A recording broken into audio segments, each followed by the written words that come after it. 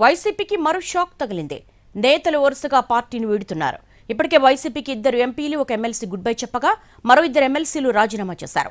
పార్టీతో పాటు ఎమ్మెల్సీ పదవులకు కళ్యాణ్ చక్రవర్తి, కర్రి పద్మశ్రీ రిజైన్ చేశారు. మండలి చైర్మన్ కు రాజీనామా లేఖలు అందజేశారు. ఇటీవల మొత్తం 3 ప్రతిపక్ష పార్టీ ఎమ్మెల్సీలు రాజీనామా చేయడంతో మండలిలో వైసీపీ ఎమ్మెల్సీల సంఖ్య బలం 28కి పడిపోయింది.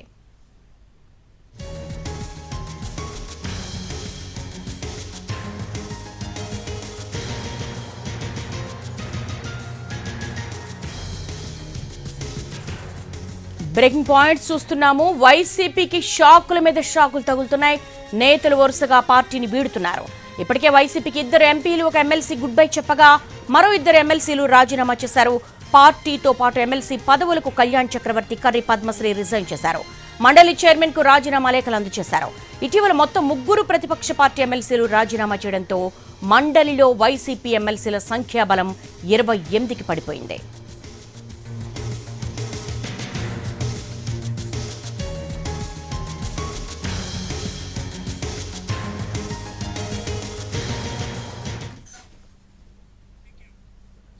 వైసీపీకి మరో షాక్ తగిలింది. నేతలు వరుసగా పార్టీని వీడుతున్నారు. దీనికి సంబంధించి లేటెస్ట్ డెవలప్మెంట్స్ మా ప్రతినిధి పిఎంఆర్ చంద్రశేఖర్ అడిగి తెలుసుకుందాం. చంద్రశేఖర్, అసలు వైసీపీలో ఏం జరుగుతోంది? వరుసగా నేతలు రాజీనామాల పర్వం అందుకున్నారు. మీరు చెప్తున్నట్లుగానే వైసీపీకి వరుస షాకులు తగులుతున్నాయి దేవి. ఈ రాజీనామాల పర్వం అనేది ఇంకా కొనసాగుతుంది. ఇంకొన్ని రోజులు కూడా, మరికొన్ని రోజుల పాటు వైసీపీ నేతలు, కీలకమైన పదవుల్లో ఉన్న వాళ్ళు కూడా రాజీనామాలు చేసే అవకాశం ఉన్నట్లుగా ప్రస్తుతం జరుగుతున్న పరిణామాలు కావచ్చు, పార్టీ నుంచి వస్తున్న సమాచారం మేరకు తెలుస్తోంది. అటు తెలుగుదేశం పార్టీలో కావచ్చు, బీజేపీలో కావచ్చు, కొంతమంది చేరేందుకు కూడా వైసీపీ నుంచి తమ పదవులకు రాజీనామా చేసి చేరేందుకు కూడా సంసిద్ధత వ్యక్తం చేస్తున్నట్లుగా మనకు వస్తున్న సమాచారం తెలుస్తుంది. సో దీంట్లో భాగంగా తాజాగా ఇవాళ 2 ఎమ్మెల్సీలు తమ పదవులకు రాజీనామా చేశారు. మండలి చైర్మన్ మోషన్ రాజుకు రాజీనామా లేఖలు కూడా సమర్పించారు. నెల్లూరు జిల్లా నుంచి ఎమ్మెల్యే కోట ఎమ్మెల్సీగా ఎన్నికైన కళ్యాణ్ చక్రవర్తి, అలాగే నామినేటెడ్ కోట కాకినాడ జిల్లాకు సంబంధించిన కర్రి పద్మశ్రీ ఎవరైతే ఉన్నారో ఆమె కూడా గవర్నర్ కోట నుంచి ఎమ్మెల్సీగా ఎన్నికైంది. సో కళ్యాణ్ చక్రవర్తి, కర్రి పద్మశ్రీ వీళ్ళిద్దరు కూడా తమ పదవులకు రాజీనామా చేస్తూ మండలి చైర్మన్ మోషన్ రాజుకు రాజీనామా లేఖలను అందించారు. మొత్తం ఇప్పటి వరకు చూసుకుంటుంటే ప్రకాశం జిల్లాకు సంబంధించిన పోతుల సునీత నిన్న రాజీనామా చేశారు తన పదవికి. సో మొత్తంగా 3